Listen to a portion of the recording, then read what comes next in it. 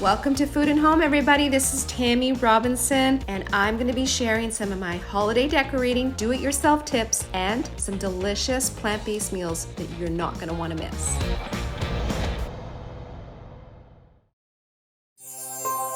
Hi, everybody. Welcome to my Food and Home episode for the holidays. That's right, Christmas is almost here, and I'm very excited to share this episode with you today. I'm going to be taking you to a tree farm, show you the tree that we picked and decorated on our back porch. And I'm also going to share my pierogi recipe. So that's exciting. I love this time of the year. It takes me back to when I was a child and when my girls were young. And just welcoming family and friends into the home. And that is actually the biggest lesson I ever learned in my life. As a little girl, my parents would invite people over for Christmas Eve and Christmas Day. And it taught me the biggest lessons of my life about inclusion, unconditional love, and having an open heart and an open door. To this day, I do the same thing.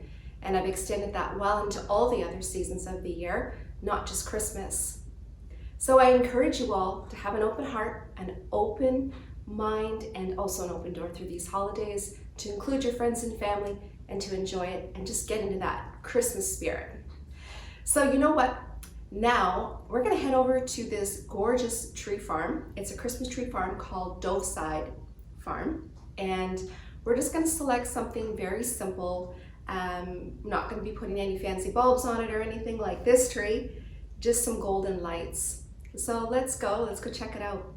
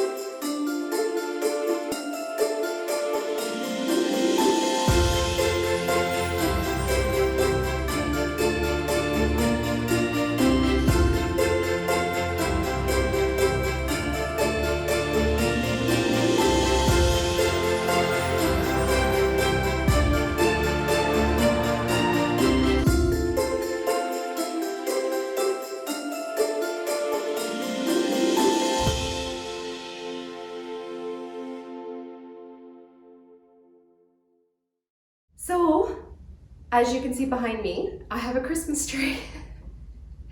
That's another thing that I've kind of gotten to love about Christmas is decorating, and I can thank my family for that as well. They always made it super special, 6 kids, and you know what?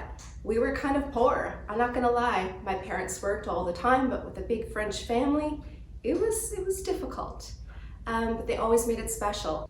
My first memory of a Christmas tree was when my dad was lifting me up to the top to put the star at the very top of the tree. And that was my first memory of Christmas. So the Christmas tree, it really hits the heartstrings. 1, 2, 3.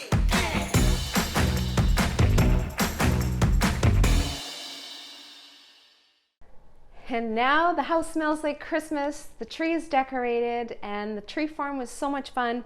And I'm gonna make the traditional Christmas pierogies from my cookbook. I just want you to know that these pierogies were the very reason why I decided to make this cookbook. Ever since I was a little girl, my family and I made these pierogies, and they mean so much to me. So let's get started. So I'm going to begin with the filling first. I've actually already made the dough. The dough is set aside for later. But for the filling, what I did, I'm making a smaller batch today. So typically this batch is usually about 100 to 140 pierogies. So that's a lot. But the whole point of making pierogies, a traditional pierogi, is to be made with family and friends.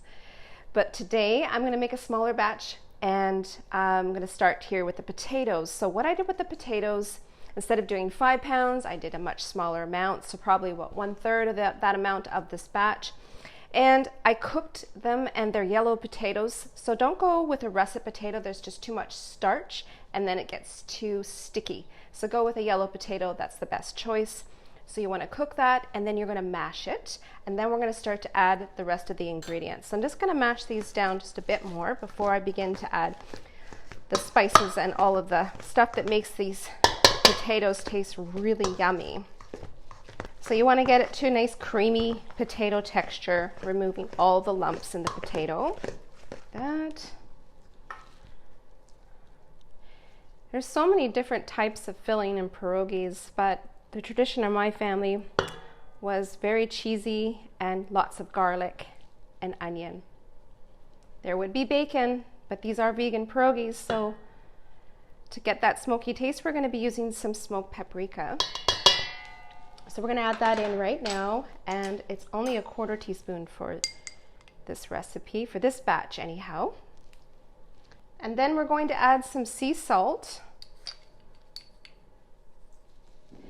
and vegan cheese. The vegan cheese that I like to use is either Earth Balance and another company called She's. They probably have the best cheesy-like substitutes that I've found so far. And I'm going to add some butter, onion powder, some garlic powder,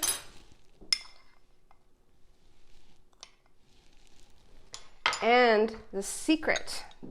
This took me a while to figure out vegan pierogies and how I could get that same taste that Mom and Dad used to make.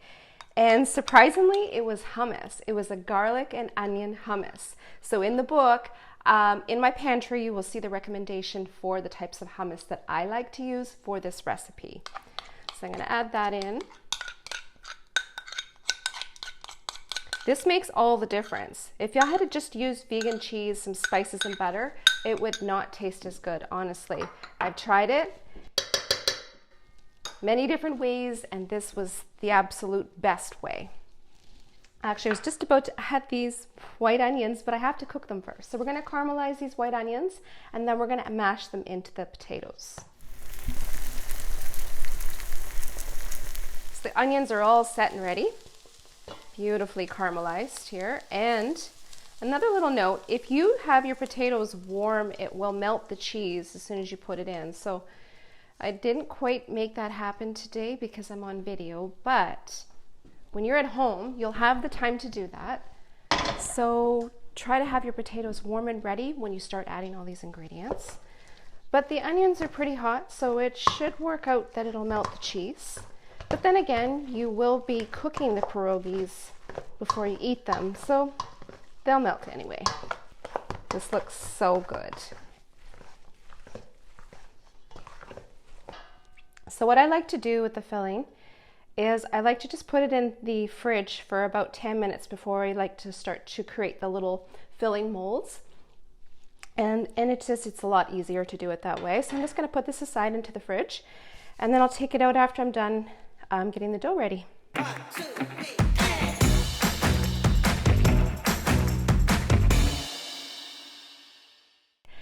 This is the secret to my dough, is the potato water. I'm going to tell you a little story about that one.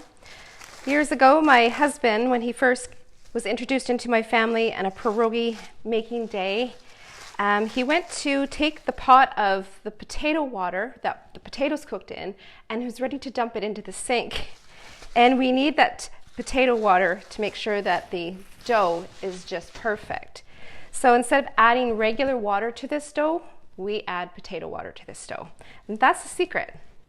So this is all set. So I'm going to just sprinkle a little bit of flour onto the surface here, and a bit onto my hands, a bit into the dough. Oh, that is so perfect. And I'm just going to cut that in half.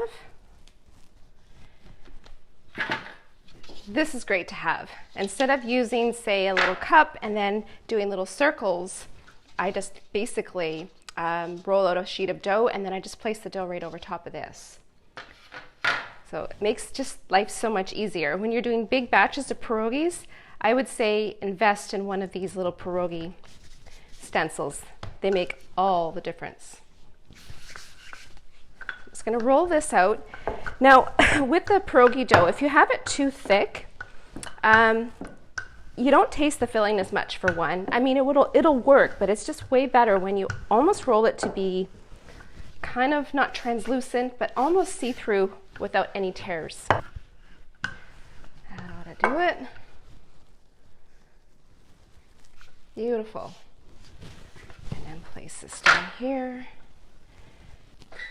There we go. Perfect. Now I'm just going to get the filling and I'm going to add that into these little spots for the pierogies.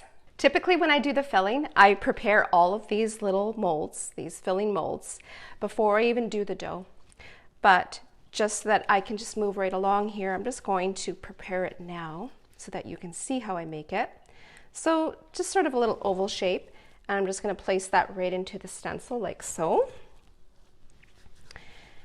And I'll just fill all these little holes, or little pockets, just like so. All right, so I've done all of the filling for this mold here. So I'm just going to do the dough for the top. And then I roll that right over the top of the filling. And then we will have our first batch of pierogies all done just like that. It's more the setup that takes all the time, but once you get everything set up, it goes quite fast. Okay, and then now we're just going to roll that up and place that over the top. Here.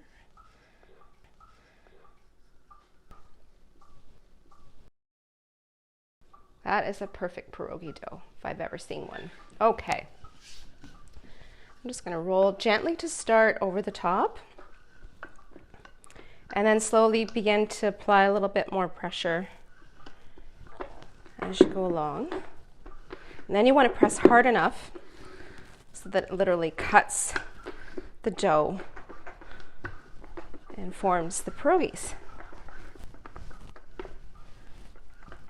So when I go to cook these, there's two ways. So you could freeze these in the freezer for up to 3 months. They'll be just fine. Ziploc, airtight bag. But if you're going to cook them right away, you just get the water boiling, and then you're going to put them into the pot. And as soon as the pierogies rise to the top, the pierogies are all ready to go. All right. So we're just going to remove the dough here, the excess dough. I'm just going to make one more little press into the middle there. There we go. That ought to do it. And then you can reuse this dough for another bit of pierogies. Try not to overwork the dough too much, because when you overwork it, it's going to be too tough. So I'm just going to wrap this in saran wrap so that it doesn't dry out. And then use it after I've done a few other batches. So we're just going to tip this over. Actually, I'm just going to put a little bit of flour on the bottom counter here first. And I'm just going to tip this over. And then I'm going to gently just tap these pierogies right out of the mold, like so. Just like that. Yum. I'm so excited. I don't know why I don't make pierogies all the time, but there's just that thing, you got to have that anticipation once a year for Christmas to have that special meal. It's unlike anything else that you have on your dietary menu. Voila, just like that. These are perfect. Now say if one has a little tear like so, just you can grab a little bit of extra dough, or just use your hands to reseal it, just like this. Just take your hands and pinch it. You can always use a little bit of extra water if you need to. But it's soft enough here, I could just press it together and prevent that from breaking when I go to cook it. So that is all set. So now I'm gonna get the water boiling, and I'm gonna be cooking up some pierogies. And before you put the pierogies into the boiling water, just make sure you add 2 tablespoons of vegetable oil or olive oil. That'll just prevent them from sticking. 1, 2, 3,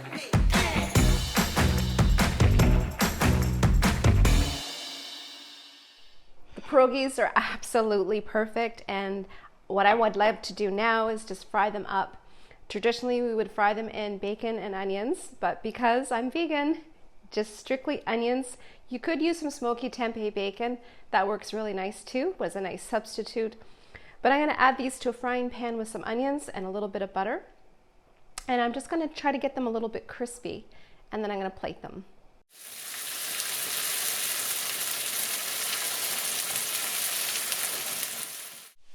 It's all ready. I'm so excited to eat this because it just makes me feel like I'm at home with my mom and my dad and my family, and I'm about to have another Christmas delicious meal here. So I'm going to plate this with a little bit of sour cream, an extra little bit of smoked paprika, some sea salt, and then you can have like little chives on top, which work really well. I just have some fresh sage here, and then some cracked pepper. So just sprinkle a little bit of that on for that smoky flavor. A little bit of coarse sea salt. Yes. Some cracked pepper. And a little bit of color. And then some vegan or plant-based sour cream. Oh, that looks so good. Yum. I wish you could smell this right now. And that's it for another episode of All Seasons Vegan. Thank you so much for coming. Just so you know, this recipe and my cookbook will be available on my website at allseasonsvegan.ca. So check it out. It'll be coming out on November 25th. So thanks again for coming. Have a great day, everybody. Bye.